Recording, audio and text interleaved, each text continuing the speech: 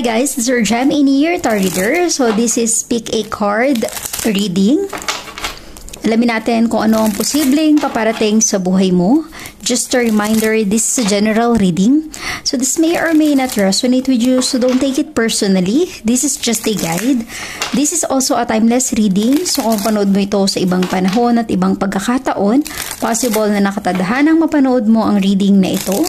Maaaring mga advice and messages na mapupull out natin ay makatulong sa iyong sitwasyon. Also, please like, share, comment, and subscribe for more videos.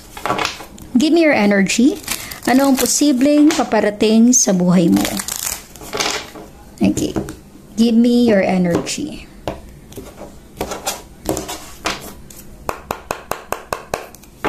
Let us see. Okay.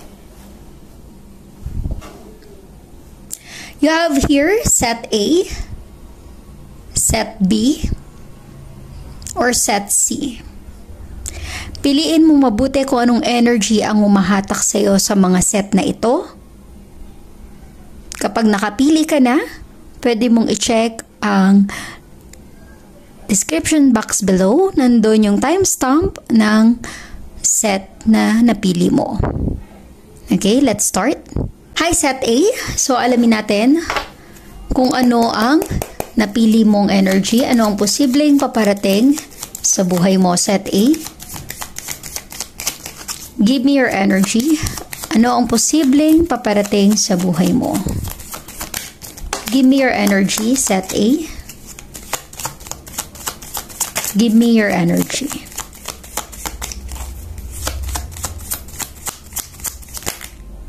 Okay. Set A, you have here Judgment. Four of Pentacles on Earth sign. Possible na connected ka with an Earth sign, Taurus, Virgo, and Capricorn. And you have the Empress energy. Okay? Ang iba sa inyo, set A, posibleng single parent or solo parent with the Empress. Pero ang nakikita ko dito, maaaring kung ano yung matagal mo nang sinisave, with the Four of Pentacles, meron kang investment, maaari meron kang makuhang interest, or may makuha kang magandang outcome or resulta. You have the Judgment. Ibig sabihin nito, set A, kung ano yung ipinundar mo, may magandang resulta or may magandang kahahantungan. Because you deserve this energy. Hindi na sayang kung ano yung pinaglaanan mo ng panahon, pera, or attention mo, set A, kasi merong magandang kinalabasan, the Judgment energy, outcome.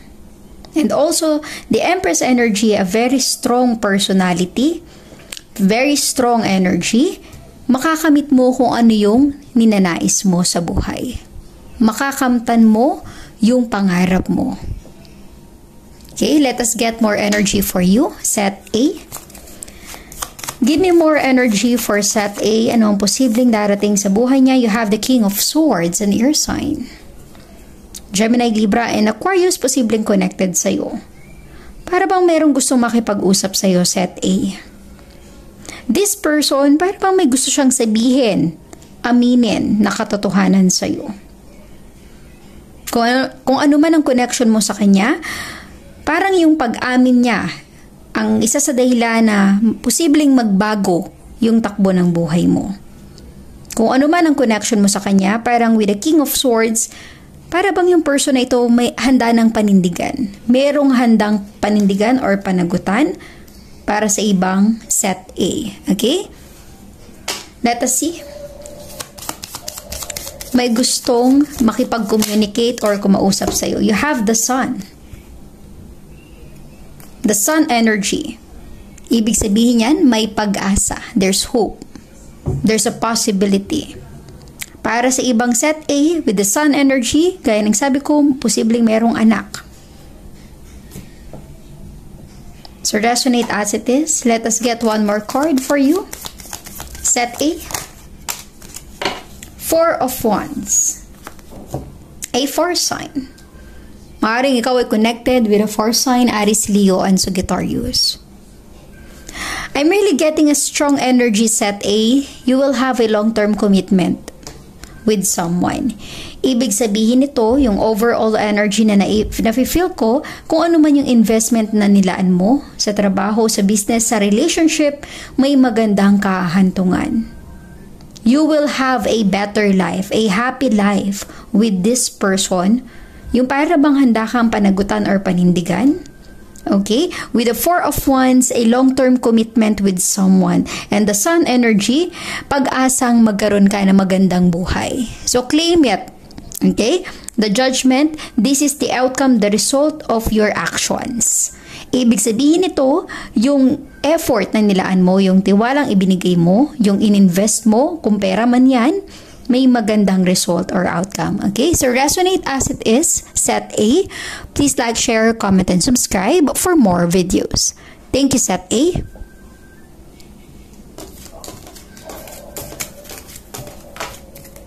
Hi, set B. So, alamin natin kung ano ang posibleng paparating sa buhay mo. Set B. Give me your energy, set B. Give me your energy, set B.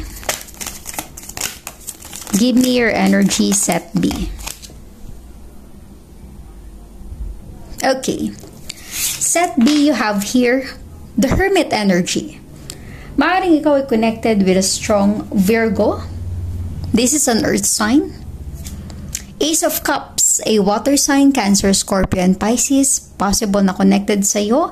And the 5 of Cups, a water sign, Cancer, Scorpio, and Pisces. Okay? So, I'm getting here set B. Maaaring there's a new connection na darating sa buhay mo. A potential relationship para sa ibang set B. A potential partnership. But you have to think about it. The Hermit, take your time to think about it.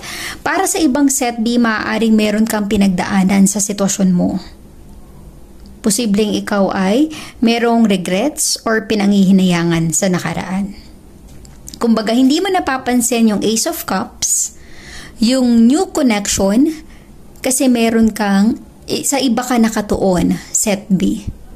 Kumbaga, yung attention mo ay nakatuon sa kung ano yung nawala sa buhay mo. Maaaring ikaw ay nakipaghiwalay, nakipag-break, hindi ka pa nakaka-move on or nakaka-get over.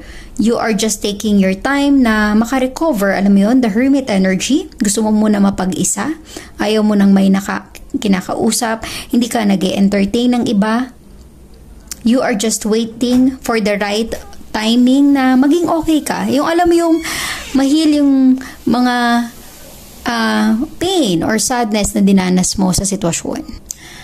I'm really getting here set B na maaaring dahil sa nakafocus ka sa kung ano yung nawala, hindi mo nakikita or hindi mo napapansin yung new opportunity or new connection sa buhay mo. Okay? Minsan, dahil sa mga problemang dinadanas natin sa nakaraan, hindi tayo makarecover, makaget over, makamove on, nasasayang yung mga pagkakataon na ibinibigay sa atin. Kasi hindi natin ito nabibigyan ng chance. So let us get more energy for set B. You have the 8 of Pentacles on Earth sign. Taurus, Virgo, and Capricorn. Posible ang iba sa inyo set B, nagpapaka-busy para makamove on. Okay? Marami kang pinagkakabalahan para makaget over. You really want to take your time to think about the situation. Let us get more energy for set B. 6 of Swords, an air sign. Posibleng connected ka rin with an air sign, Gemini, Libra, and Aquarius. You really want to move on. Kung gusto mo talagang mag-move on, set B, tulungan mo yung sarili mo. Diba? Huwag mong sayangin yung pagkakataon na binibigay sa'yo. You have the Ace of Cups. There's so many opportunities in your life. Maaring new connection. Pero kung hindi ka pa ready, that's okay. Take your time. Pero huwag mong sayangin yung chance, okay, na ibinibigay sa'yo water sign. I mean, set B. Let us get one more card for you, set B. Give me one more energy for set B.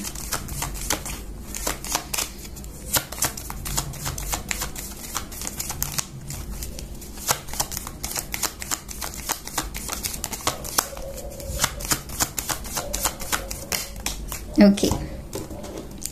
Set B, you have here the Page of Wands, a fire sign. Maaaring ikaw ay connected with a fire sign, Aries, Leo, and Sagittarius. Ibig sabihin nito, Page of Wands, ignite your passion.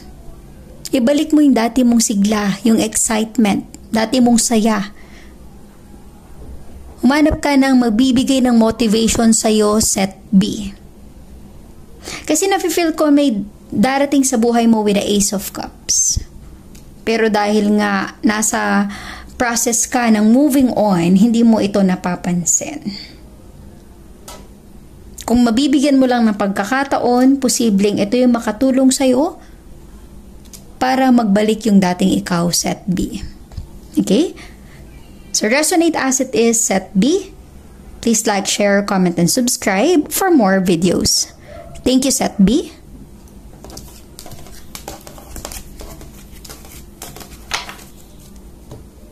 Hi, Set C.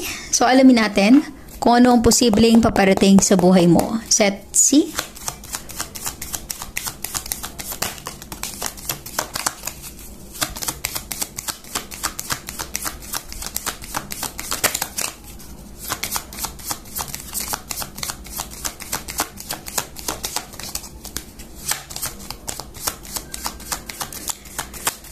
Let us see your energy, Set C.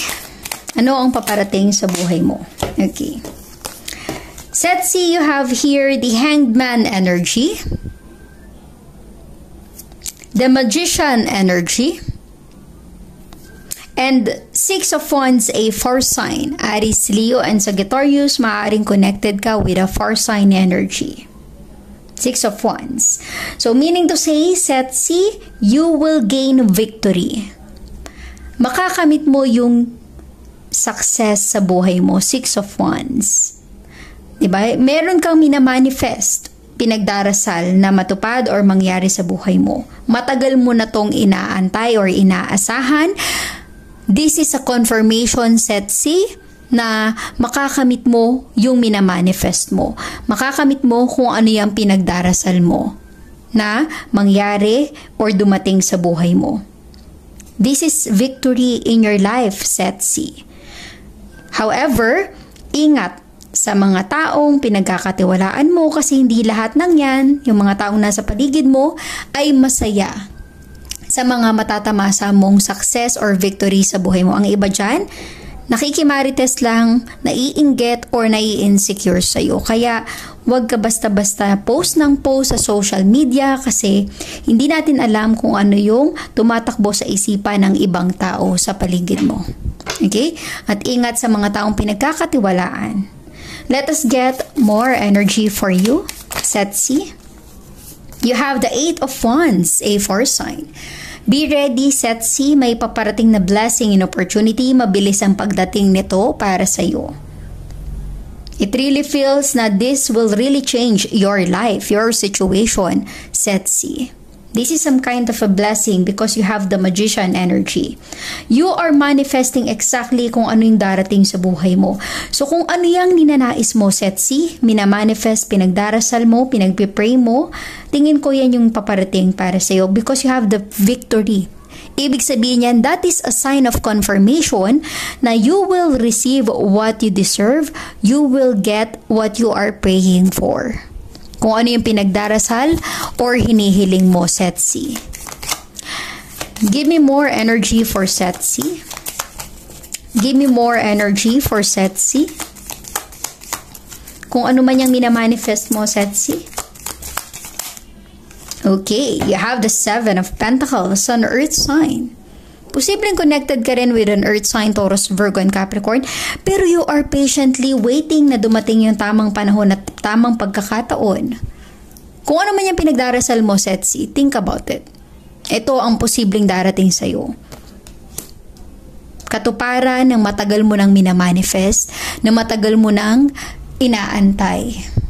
Because you have victory. Victory is success in your life, Set C. Claim that energy, Set C. You are really manifesting something in your life. Ibig sabihin nito, unti-unting magkakatotoo kung ano yung minamanifest mo. And you have here the Two of Wands, a fire sign. A strong fire sign ang posibleng connected sa'yo, set C. Maaring energy mo yan or energy ng person na connected sa'yo, but definitely with the Two of Wands, you will pursue your passion, your goal. Ang iba sa inyo may plano magtrabaho sa ibang bansa, definitely it's a yes. Matutupad yung pinapangarap mo, yung minamanifest mo, yung hinihiling mo, anything that you really want to pursue, set C. Because you have victory in your life. And this is a good news for you, 8 of Wands. Darating ang magandang balita para sa iyo. Kung ano yung matagal mo nang pinapangarap sa buhay, kung ano yung gusto mong i-pursue sa buhay, set C. Ibig sabihin nito, set C, hindi masasayang yung pagkakataon na inantay mo yung moment na matupad yung pinagdarasal mo, yung kahilingan mo. Because ibibigay ito para sa iyo. Nakalaan ito para sa iyo. So resonate as it is, set C. Please like, share, comment, and subscribe for more videos. Thank you, set C.